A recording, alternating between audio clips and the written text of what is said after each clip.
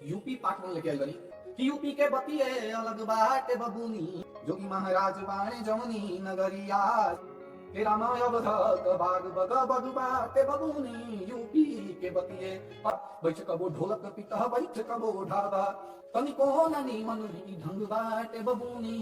नमस्कार, प्रणाम भाई लोगिन। हम यूपी पार्ट 1 लेके आई बनी और यूपी के बतिये लेके आई बनी।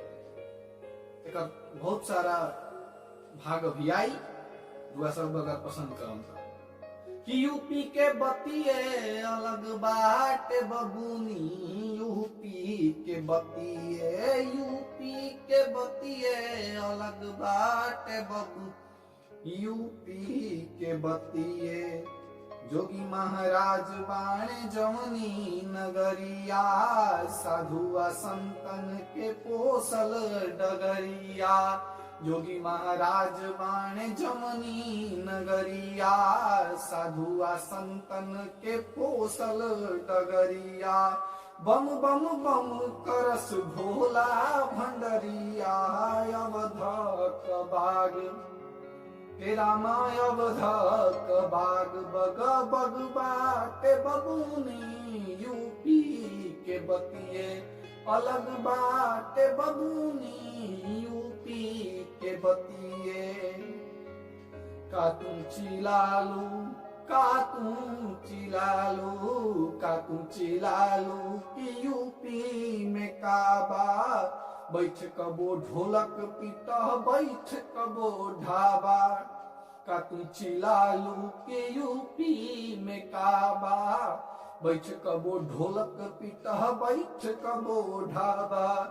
आज तक समझलू न काशी काबा, तनिको न नीमन ई ढंग बाटे बबूनी। यूपी के बतिये अलग बाटे बबूनी। यूपी के बतिये भर पेट चिंता छोड़ी अधे पेट खाई जा, बाटे निहोरा कि धर्म बचाई जा। भर पेट के चिंता छोड़ी अधे पेट खाई जा, बाटे निहोरा कि धर्म बचाई जा।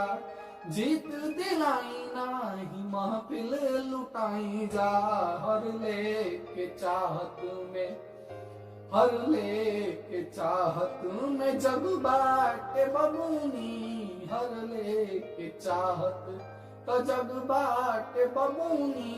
यूपी के बतिये अलग बाटे बबूनी। यूपी के बतिये भइले नाही काज तो अकाज काज आई, नाही फिर ऐसन धर्म राज आई। नाही फिर ऐसन धर्म राज आई। नाही केहू बोली नाही फिर आवाज आई। राष्ट्रवाद इनका रग रग बाटे बबूनी।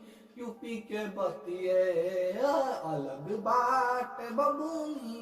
यूपी के बतिये।